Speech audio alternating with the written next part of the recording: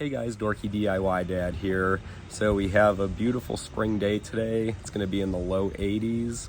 And if you're like me, that means it's time to fire up the grill and start cooking. So what do you do if you go to turn on your grill and none of the burners light, or say only a portion of the burners light? Well, in this video today, I'm going to go over a few tips you can try to get your grill working for the spring and summer seasons. So stick around. Another thing too to keep in mind when you're working on your grill, remember that your grill is fueled by propane, which is a flammable gas. Please ensure you're being safe while doing this, and if you don't feel comfortable working on your grill, please consult a professional. So here's my grill. It's a Weber Genesis grill. It's about 8 to 10 years old now.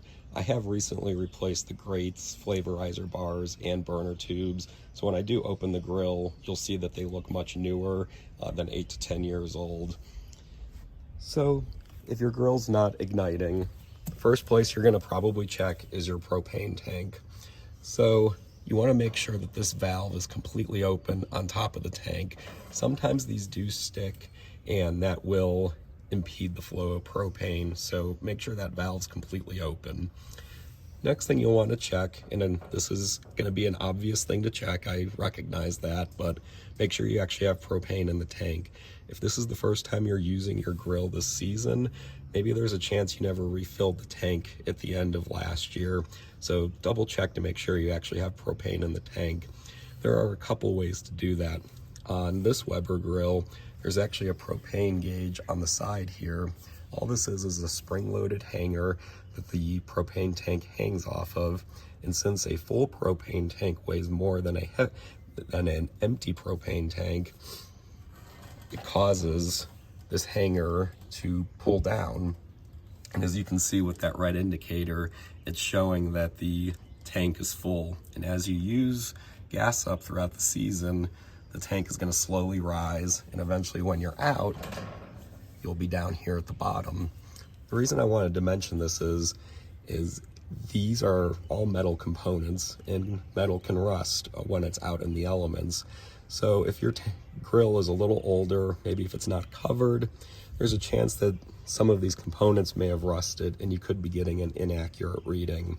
So you'll want to make sure you have gas in the tank. One way you can do that is just by weighing your propane tank. An empty 20-pound propane tank will weigh about 17 pounds. When you add 20 pounds of propane, that'll give you a weight of 37 pounds. So if you're close to that 17-pound weight, chances are your tank is just about empty.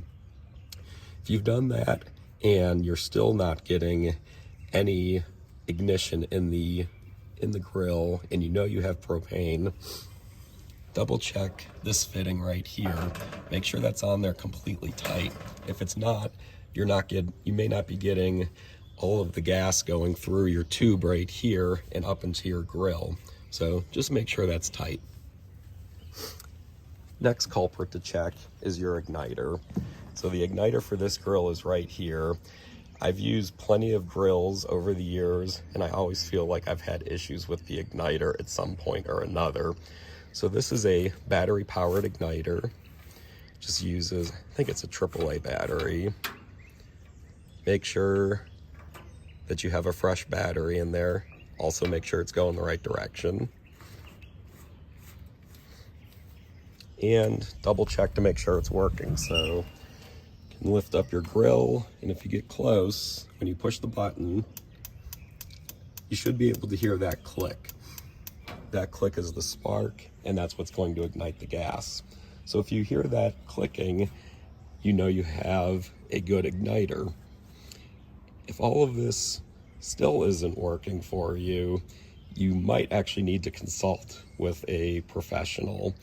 Unfortunately, that's probably getting close to the end of at least the DIY portion if you're not getting any type of ignition on your gas grill.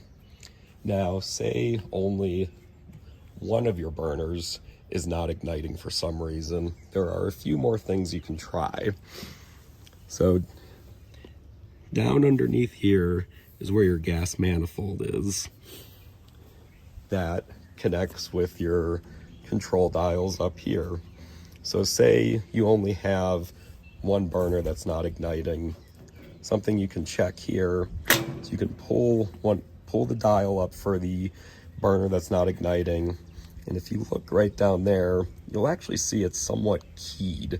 So it looks like it's about a half circle or so with a flat on one end. These are just plastic. They will eventually wear out. Maybe this flat right here, maybe that kind of got rounded out over the years. And if that were to get rounded out, this is just going to spin somewhat freely, and it's not actually going to be able to turn the valve on, which is, as you can see, right down in there. So double check these handles right here. If you do see some rounding, but you're not entirely sure that that's the problem, you can always just take another handle, put it on your questionable burner, and try turning it on and see what happens.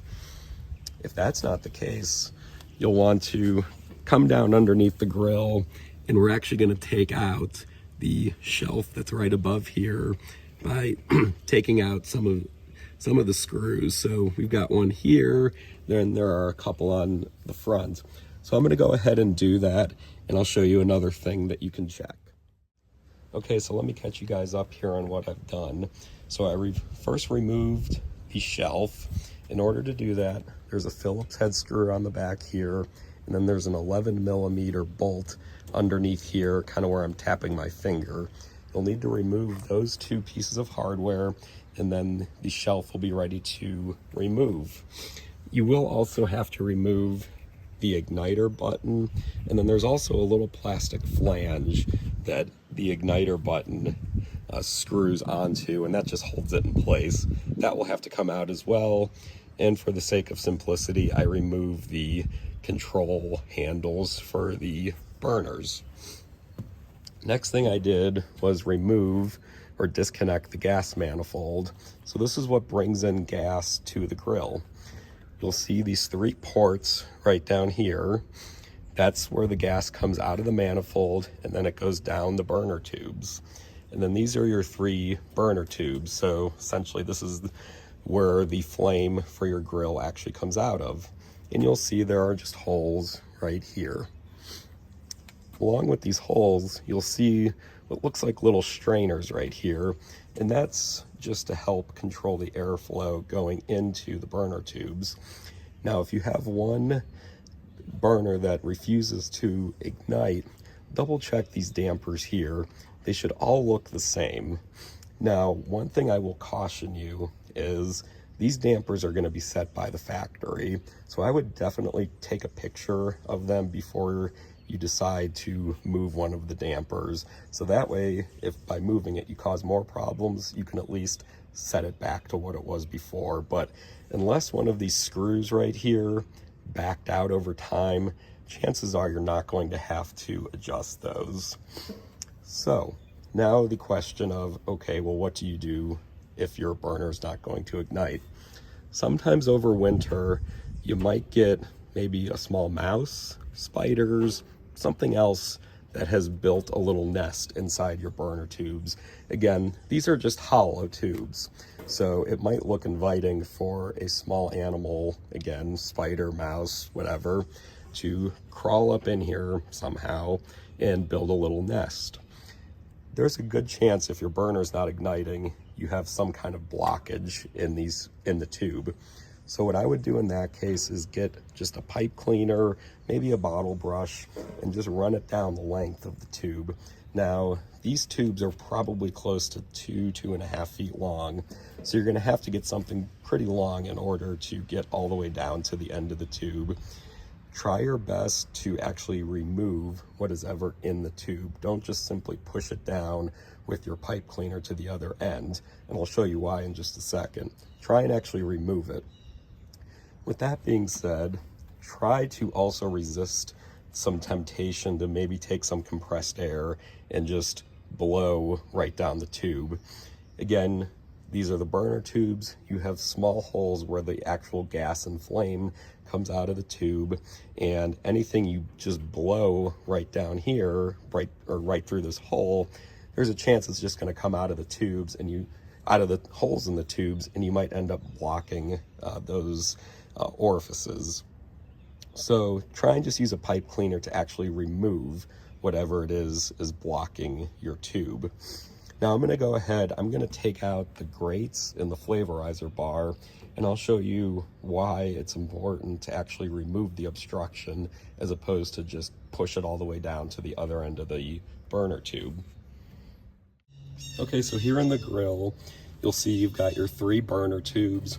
These were the orifices I was talking about earlier, and why I suggested probably using compressed air isn't the best idea. You don't want to clog any of those. If they are clogged, just take something like a paper clip or maybe a push pin, try and clean them out as best you can, and again, try and remove whatever debris was in there from the inside of the tube using your brush. Now, the reason I had said it's important to remove the debris as opposed to just push it to the end of the tube is for this reason right here. So on your front and your back burners, in the case of this grill, yours might be left to right, you have a hole at the end, and then there's this tube that runs in between them. Again, you'll see orifices right here. This is what I guess I'd call the crossover tube. So your igniter for your grill sits right here, and on this grill it's only on one of the burners, in this case the front burner. So when you go to light the grill, you turn on the gas to the front burner, push your igniter. If everything's working, the gas will ignite and this first burner will be burning. As gas makes its way down the tube, it enters this crossover tube right here. This tube, the gas in this tube will begin to ignite. If you want to ignite your middle burner or your back burner, these flames right here, as you can see, they sit right next to the orifices on your other 2 burners. When gas begins to flow down this tube or your back tube, this crossover tube is what's going to ignite those other 2 burners.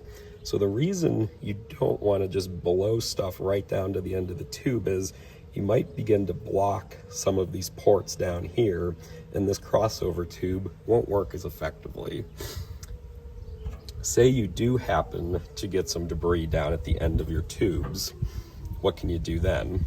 Well, as you can see right here, there are some very, in my case, rusty screws holding these burner tubes in place. You can always remove those and then just slide the burner tube out. And again, in my case, it's going to be to the right. The tube will slide right out, turn it up on its end, and just dump out whatever happens to be in there. This is also another good time, and not trying to add more projects to your list, but to actually clean out the bottom of your grill. I just cleaned mine out. Make sure you get all of the old grease, food, whatever, out from down here. If it starts to build up and it gets very excessive and the grill gets hot, it can ignite, and that's a fire no one wants. So what I'm gonna do now is I'll go ahead, reassemble the grill. It's gonna be more or less done in the reverse process. The hardest part of doing this is probably getting this manifold back into all 3 of these tubes. These ports just sit right in the tubes. They're not actually threaded. And then the manifold hangs off of brackets right here, and then there are screws at the end to just secure it in place. I'm going to attempt to do this one-handed, but most likely I'm going to have to put the camera down because this is it's a little tricky with one hand.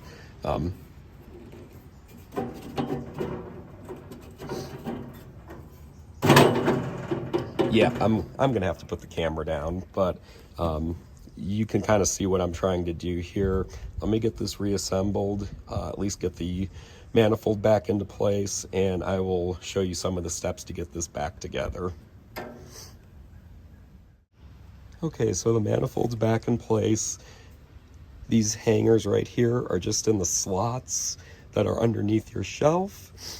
And then the next step will be to slide this, which is your igniter assembly right here. It will go back up into the hole through the shelf, and then your shelf is just going to seat right on top of these metal supports. Couple things too to note before I put the metal shelf on. You may have probably picked up on this already, but I'll just say it real quickly. If you are going to swap out your burner tubes, this would be essentially the same process that we did.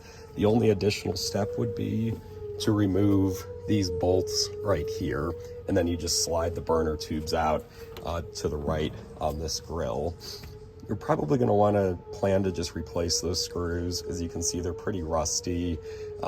I would just probably replace them so that way they don't potentially break off in the future if you go to remove them, and then you'll be stuck with another issue.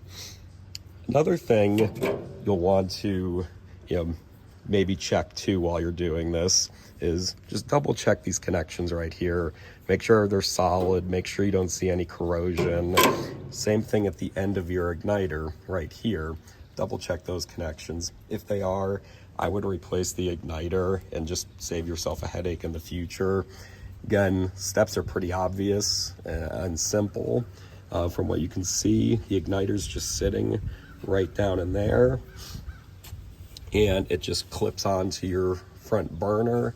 You would just remove the igniter and pull this all out, and then replace it in the opposite direction.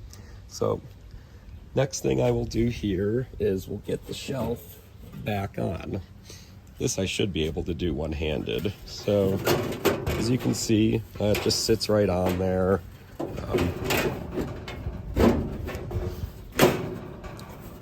Of course, I said I could do this one-handed, and I might not be able to get that tab to sit, but yeah, let me get that seated, and we'll take another quick break. Okay, so I got the shelf back on. Once I had both my hands, it took about 5 seconds or so. It's much easier to do this with both hands.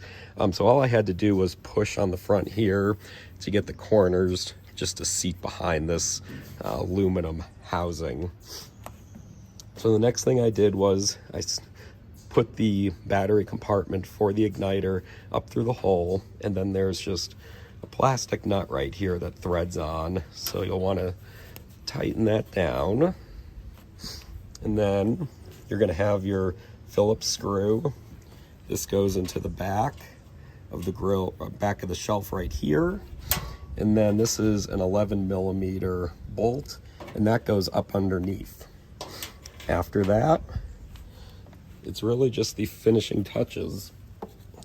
So you put your dials back in, and we'll put the second and third one in, put your battery back in, put the button back on, and then put your grates back in. And hopefully by this point, your grill is working.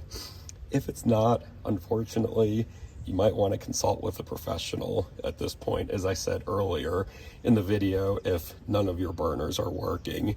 So hopefully it doesn't get to that point, but if it does, unfortunately that stuff does happen. So I hope you were able to get your grill working. If you found this video helpful, please hit the like button and consider subscribing. Until next time, I'm the Dorky DIY Dad.